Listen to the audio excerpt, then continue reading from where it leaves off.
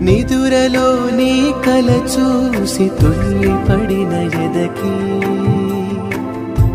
ఏ క్షణం ఎదురవుతావో జోల పాటవై ఆకలని అడగక ముందే నోటి ముద్ద నువ్వై ఏ కథలు వినిపిస్తావో జాబిలమ్మ